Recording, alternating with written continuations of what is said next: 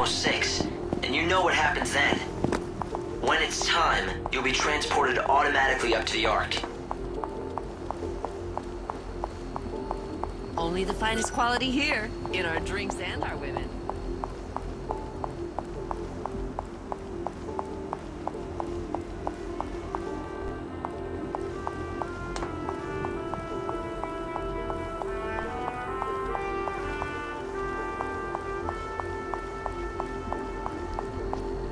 No llego, no llego.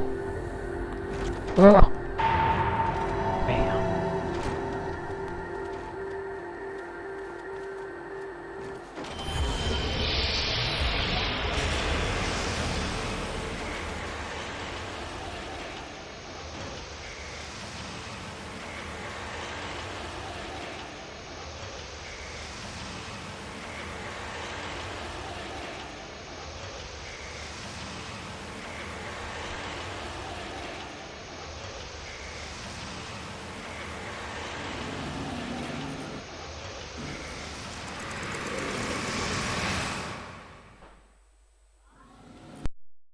Now step forward and offer your Aradia so we can give time back to the world.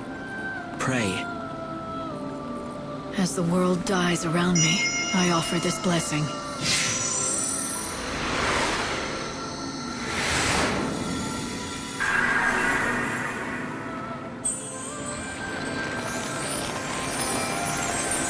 Is this fruit from the light?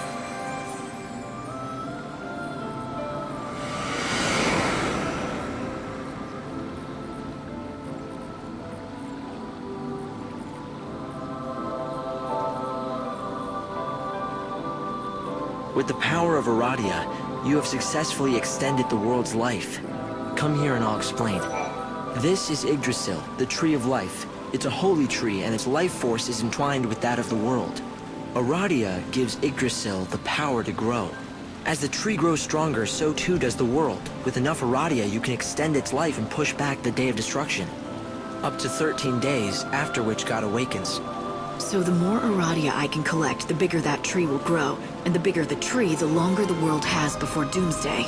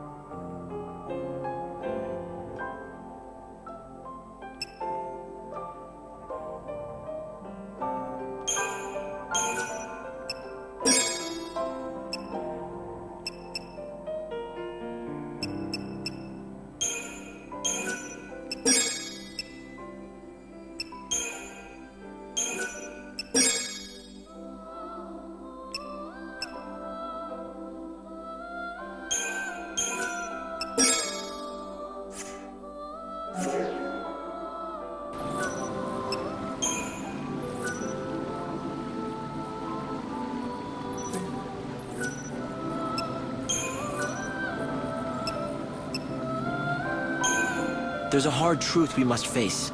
There are thousands of people down in the world waiting to be saved, but you cannot help all of them. It's not possible. I've only got a handful of days. There just isn't enough time, right? This will sound cold, but you need to be efficient. Saving people who are suffering under the heaviest burdens will give you more Aradia, which is good for us.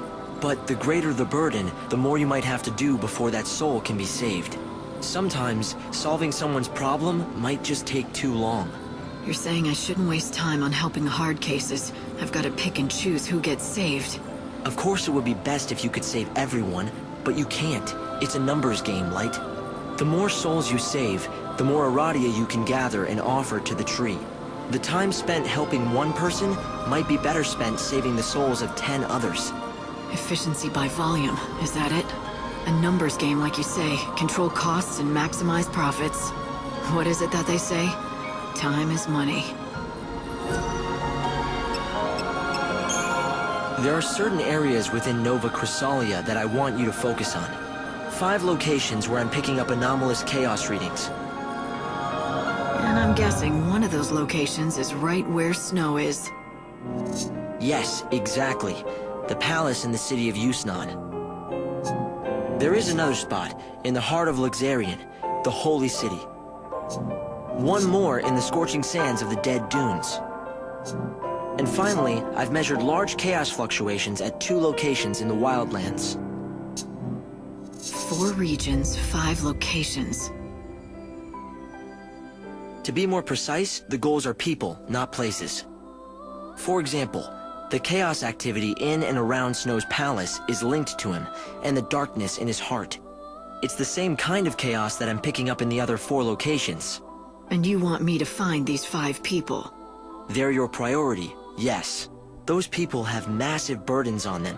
The fate of many rests on their shoulders, and that makes your task all the harder. Helping them will not be easy, even for God's handpicked savior.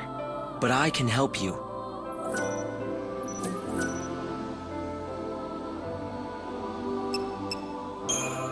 In this world, all the clocks count to 12, but that wasn't always the case.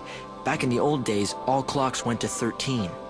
Somehow, when the chaos first flooded into the world, we lost that 13th hour. It was one of the great mysteries. No one could figure it out. But happen, it did. And the results were dramatic.